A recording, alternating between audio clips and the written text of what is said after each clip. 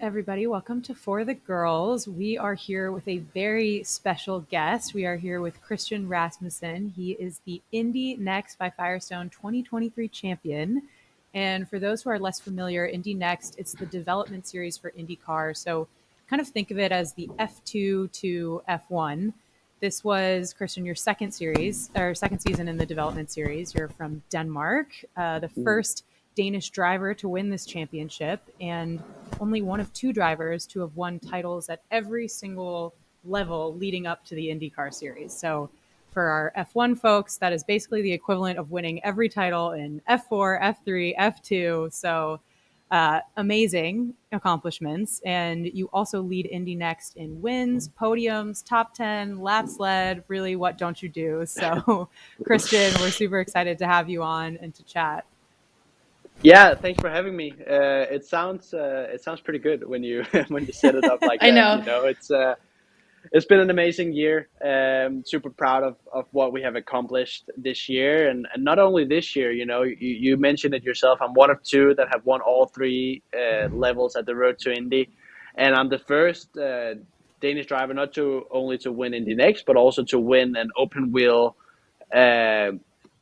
Uh, open wheel championship in the United States. Incredible. No one has done that before, so that's a pretty cool accomplishment too. That's amazing. We're speaking to a true pro here. So actually, let's go back to Denmark and growing up in Denmark. So we heard that your dad had a car dealership back home, and that's kind of how you were introduced to auto culture, ultimately to racing as well.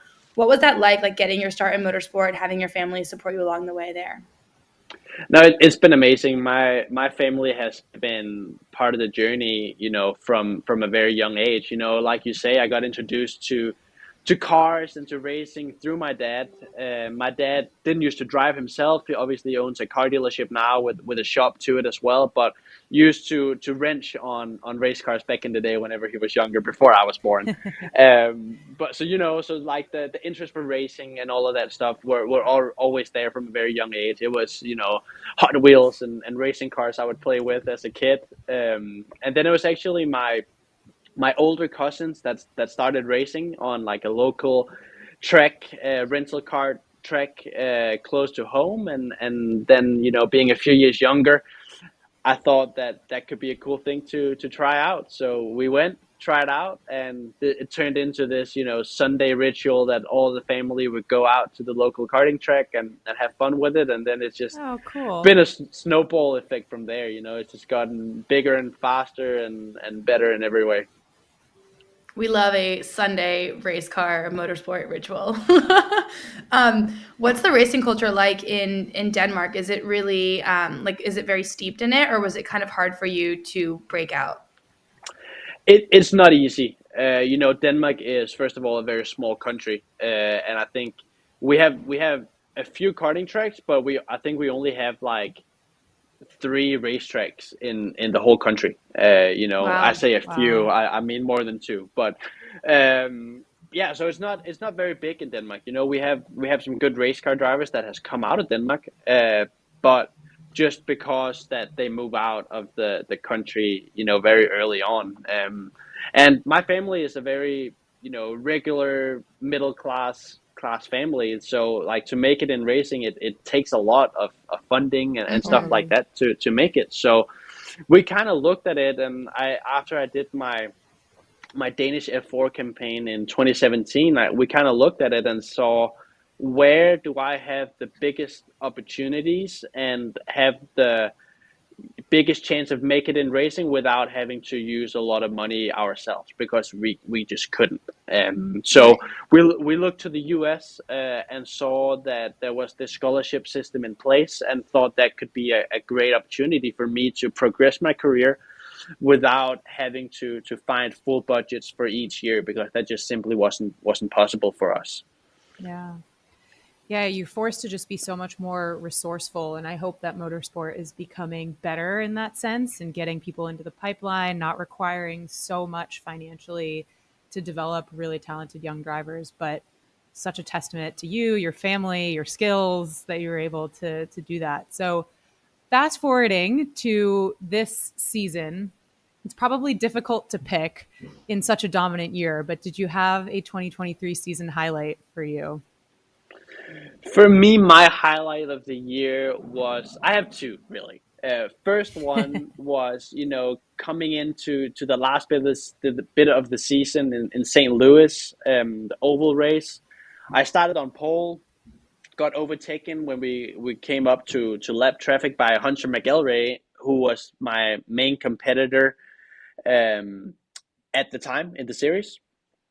He was closest in points, so he got by me. But then a few laps after that, I got the lead back and drove to win the race. So I thought that was super cool. That was kind of a testament of what we can do, and to not panic even though things doesn't go your way, and Yeah. get back on top and win the race. That kind of led into the last spree of good results towards the end, which obviously got us the championship. But I thought that was really the opening of, okay, it's Christian Rasmussen that's the one to look out for here. My That's other Well awesome. highlight, said. sorry, I just keep talking. My other highlight, I think, was the last race, very last race at Laguna Seca. The first race I started second, knew that I just had to survive the race basically. I started second, was second on the first lap, and didn't really push super hard. Just I didn't want to make a mistake and throw the car off the track. That was really the only thing that could lead to me not winning the championship. So I Mm. knew that if I finished second in that race, even though Hunter, that was the closest in point, won it, I would still win the championship. I would clinch the championship in that race. So race two, started on pole, had already won the championship. It was just all bets off. I just went out, enjoyed That's the so race, fun. enjoyed the race, had nothing to worry about, and absolutely dominated it. I think That's I awesome. I think the biggest margin in this season was a race that was won by 7 seconds, and I won it by 17. The last There you race. go. Yeah, and That's So incredible. that's a hard race too. That was a hard weekend. super hard That's weekend, amazing. especially with all the new pavement stuff. There was a Yeah. lot of unknowns going into the weekend, but Yeah. that was an awesome. And then afterwards, celebrating with my family that I had there. Christian Lundgaard came up and congratulated Yeah. me, and it was yeah, super cool moment. Does your family kind of come to a lot of the races in the US, or do they spend most of their time in Denmark and watching remotely? They spend most of their time in Denmark. My mom can't even watch the races. She doesn't even watch the races. She watches Stressed the out. replays after, when she know that it has gone Oh, well. Oh, So they don't come out to a lot of races. Also because they have their own businesses going on back home in Denmark. So right. whenever they are away, not only do they have to pay to get over here, but also their business is standing still. Yeah. But they come over yeah. as much as they can. They love to be here to support me and stuff like that. So but I feel like it makes it extra special when they are there, and Of then course. obviously that was the weekend to be there. That's so nice. Yeah. And it's probably easy for them too, knowing that you're already crushing it without them. So you have it under Yeah, control. yeah. Thinking about next season, what are you most excited about? What are your biggest goals besides winning the championship again? Well, I think the biggest goal is obviously to get into IndyCar first of all. Yeah. Yeah. Even though that I won the championship and the prize award, nothing is set in stone. Like you aren't set in stone to you're gonna run it full season. So first of all, I want to secure myself a seat full time in the series, and then I just want to learn as much as I can. I think, yes, obviously winning a championship is always going to be the goal. It always has to be the goal. But I think in how competitive IndyCar is today, Yeah. I don't know how possible that is.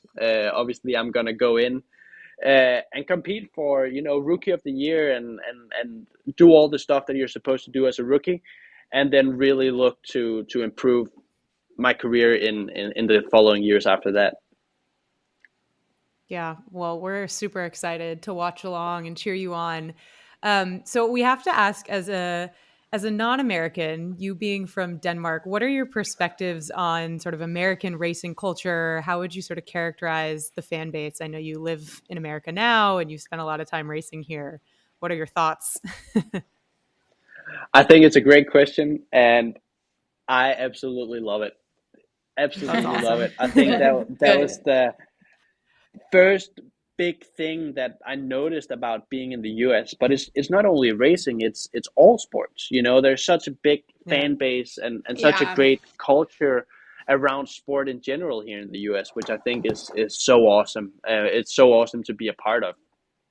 Um, and it's just like in the racing world as well. Obviously, I've been a little bit in Europe, not too much, only karting stuff, but have spent the majority of my open wheel career here in the US.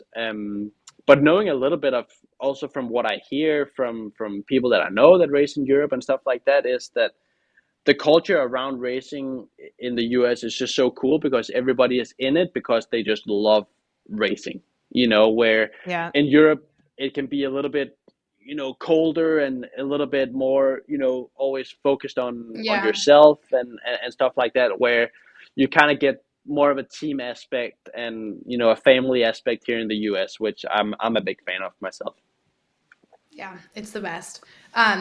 Thinking about other drivers, I know you mentioned there was some great Danish drivers that have come before you. Do you have like a motorsport role model or someone that you're looking to help you kind of grow as you map out your career? Not really, to be completely honest. I have a lot of people that I respect, a lot of people that I think that I aspire to do as well as. Mhm. But in terms of that, I wouldn't say I really have anything in particular that really comes to mind. Charting your own path. That's Yeah. good. That's Yeah, totally a little fair. bit, and I think that I think I kind of showed that early on. It's kind of a being from Europe and being from Denmark in particular. The route to go within racing is in Europe and up towards Formula One.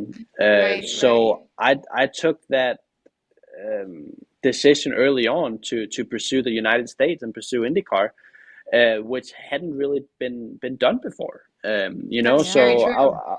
I was a little bit unique in that way. But it's the best decision that I ever made, and it's just now starting to pay off. Obviously, I've had great experiences, professional as well as personal experiences here in the United States.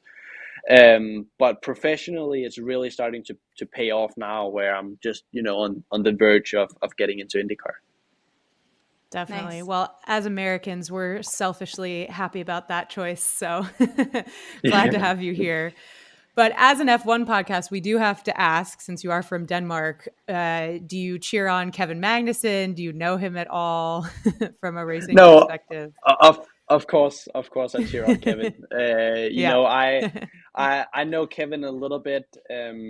I used to race with his brother in go-karts, so Nice. know the Oh, family through that. And in 2017, when I did Danish F4, I actually raced with Magnussen Racing Experience, which was his Cool. dad's team. So I know the Magnussens a little bit through that, and obviously do everything I can to cheer him on. We don't, talk. I wouldn't say Kevin is a guy that Yeah. I talk to every day, but we know who each other are. Yeah. Gotta nice. support. Okay, so the way that we always end our interviews or our podcasts is we do our hot takes. So we're gonna ask you questions and you just like answer whatever comes to mind. They're not gonna be hard questions, we swear. They're Okay. fun. So first one, this will be an easy one. What was your favorite race of the past season? I know you kind of already talked about that. Laguna Seca race 2.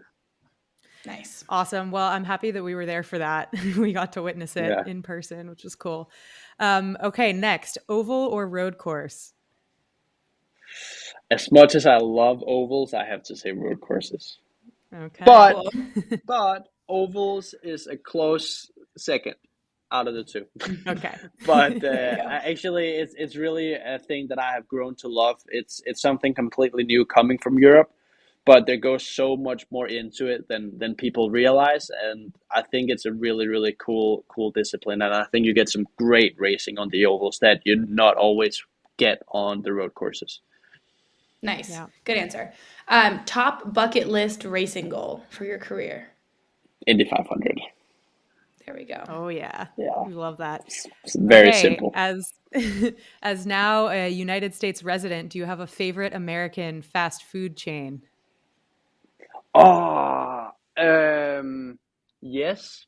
I don't know if it's a fast food chain. I guess it is a chain. Cava, that are Yeah. mostly like I think in the south a little bit. We don't have one in India, I think, but I really love that. I think that's great.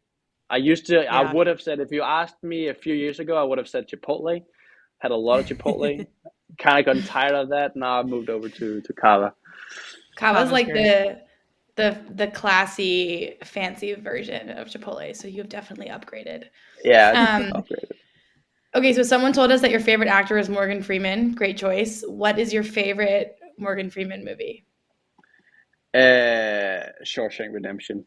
Correct Yeah. answer. There's no other answer. That's the best. Yeah. Okay, do you have a go-to Starbucks order? Yes. Grande hot mocha with an extra shot of espresso. The extra shot. Tiggy and I don't drink coffee, so that I would know. send us. That would be That would wild. Yeah. send me The through the normal roof. mocha, is a little too sweet, so I need that extra shot to, balance the chocolate out a little bit. Yeah. Very nice. Favorite non-motorsport hobby? Pickleball. Yeah. Yeah. The A obsession thing that is I real. have picked up in the recent years. Love pickleball. We love that. Okay, and last one, hopefully easy for you. Top recommendation for anyone who's visiting Copenhagen. Top for Copenhagen, I would say you have to go visit Nyhavn, which is like a little harbor inside of Copenhagen. That's where all of the trade went in and out of Copenhagen back in the day. Newham Beautiful is little nice. place. Like very special houses in different colors, and I think that's super pretty. That's like the ultimate spot. Very nice. Okay, Hmm. well, Christian, thank you so much for taking the time today. It was really fun to chat and hear more about your year, and we can't wait to see what comes next. Yeah, thank you very much. Thanks for having me. All right, Thanks so much. bye. Bye.